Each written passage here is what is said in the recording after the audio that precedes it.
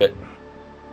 No role attributions are set in stone for these teams, which is always nice to see. Dragon Knight. That's lots of mana expended by Mineski. That's a lot of their aggressive potential now gone down the drain pretty much.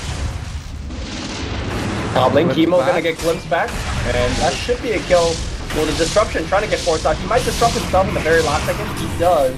He needs some sick illusion jukes, but looks like the real one has been found. Body block coming up from Gabby. They will save Chemo. Chemo turns around, drops the soul catcher, gonna focus on Jules instead. Jules needs that healing ward. Miracle not liking it to him. First blood goes to Gab. Body blocks, Execration, get away with murder. Oh, I love the fact that he's not going for the poison build too. Oh yeah, absolutely. He's gone for the 2-1. And the soul. RR has Quelling Blade TMS. Plays aggressively forward into DJ and it's aggressive dual lane, but up at top they've found Jules again.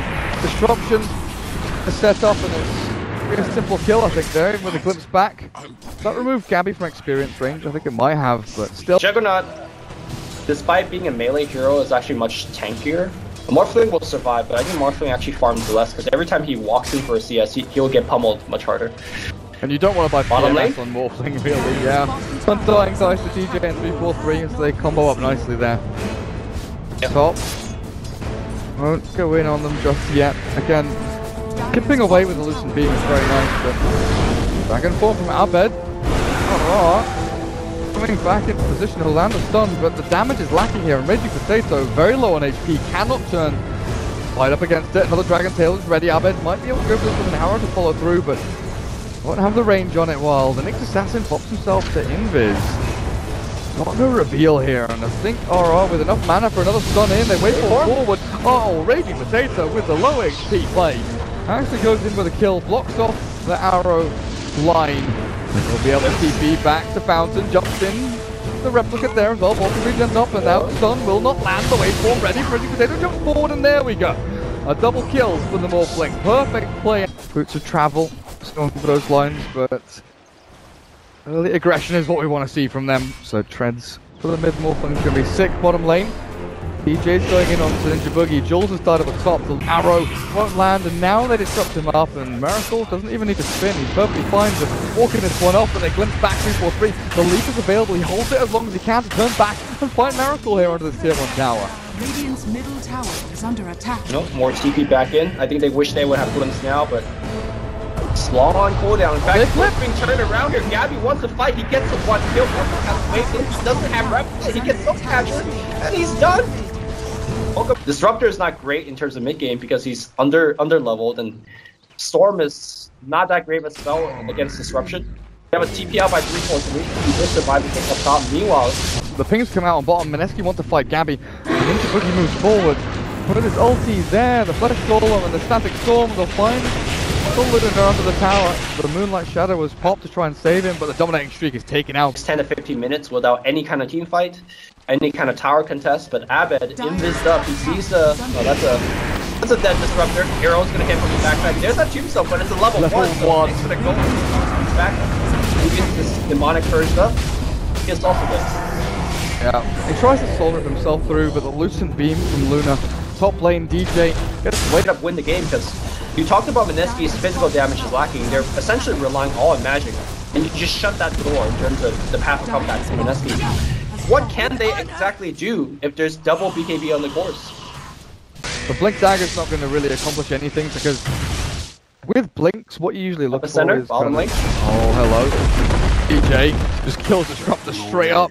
Miracle's forced away from the lane as well, and this Sand King on his own. But usually a blink on an offlaner and let's say Lifesteal or an Armlet, looking for a blink on an offlaner and an Armlet or a BKB or a Dragonlance. You know, your core heroes to have that kind of one stat item so they can go and push forward as Morphling. Always caught. This J Morph is dead as well. The TP's come through, but the Disruption's down. Static Storm whips completely. They don't catch up to anyone, and Abed sprinting around, hasted up, glimpsed into the Storm, but Mineski don't do any damage here, and the high ground push will come through from Execration. They've got Dragon Form up again. That's a nice chunk of damage there though. Blade Fury doesn't get hit by the bone strike. Abed 6 loaders up. 6 and come through some of the damage. Oh, Mineski shredded by their own base. This game might just be over, Lumi. They're looking at what we thought and what we've seen in the past month or so were the underdogs coming into this series. maybe not major underdogs, but definitely not the favourites to win it. And Mineski looking like they might be 2 games down in this best of 5. The Juggernaut dead to Lucent Beam, no buyback available, and you've lost a lane of racks at 16 minutes. Radiant's bottom tower is under attack. Oh dear. I would say a lot of it is 100 gold away from an Aghanims on this 4-roll Mirana as he throws a fishing arrow Why out. is this guy so good? He's just very good at Dota 2. I don't know. He's glimpsed back now, but the kind of kills won't hold him. Starstorm's there, but the waveform. Sure that kill. I think you jinxed him a little bit there. Slaves will bounce back on to the Morphling at the same time.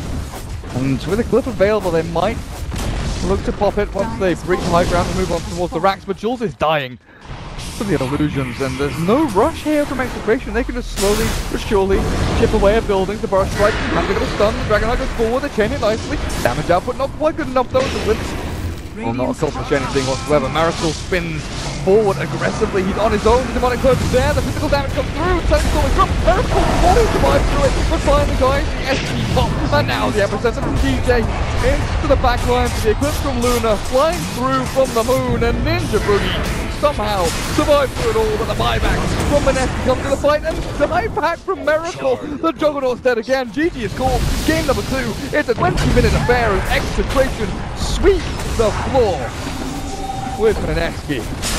Yep, they saw the Disruptor as a support, sensed a ton of weakness in that lane, and they took full advantage of it.